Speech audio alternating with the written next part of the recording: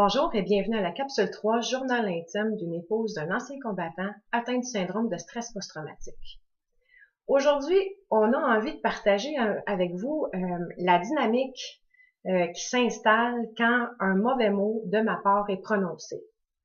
Mise en situation, devant une situation bien banale, il y a quelques semaines, je fais tout simplement dire à mon mari, « Écoute, ce que tu me dis, ça n'a pas d'allure, là. Je pense que tu te trompes dans tes menteries. » Et bang, ça change. Moi, je vois son regard changer. Sa réaction est instantanée. Quoi? Tu m'as traité de menteur? Puis là, j'ai beau y dire que je voulais pas le traiter de menteur, que je doute pas qu'il est honnête. Je faisais juste y faire remarquer qu'il m'a dit deux choses contradictoires, puis c'est le mot qui est sorti. Mais ce qui est particulier, c'est que là, c'est moi qui deviens l'ennemi. Lui, j'ai l'impression qu'il entend le mot menteur, puis il se nourrit de ça, puis j'ai plus aucune façon de le rejoindre. Que je pleure, que je m'excuse, que je hurle, que je me roule à terre, que je fasse la belle, que je prenne des respirations, que j'essaye vraiment de me calmer, peu importe ce que je vais faire, va être retourné contre moi, puis on dirait qu'il continue à se pomper avec chacune de mes paroles, chacun de mes gestes. La raison de l'échange initial a plus aucune importance. Ça devient, à partir de ce moment-là, une chicane entre lui et moi. Et cette situation-là peut perdurer pendant des jours. C'est mon point.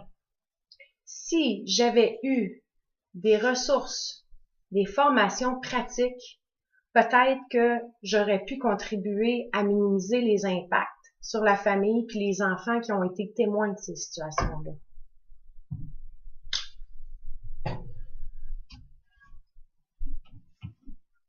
Puis je vais vous dire que c'est pas nécessairement toujours facile parce que autant moi, faut pas que j'utilise les mauvais mots, autant qu'en même temps, j'ai l'impression qu'il me demande que quand lui utilise un mauvais mot qui pourrait me blesser, ben il faut que je comprenne de sa part que c'était pas intentionnel, il faudrait pas que ça me fasse de quoi, il faudrait pas que je réagisse.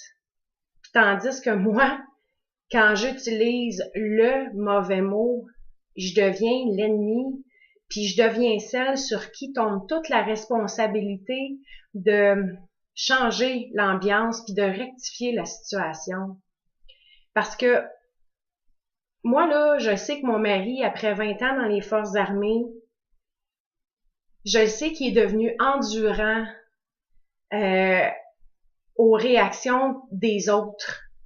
Lui, de se faire gueuler après, de se faire insulter, de voir quelqu'un pleurer, ça le touche pas.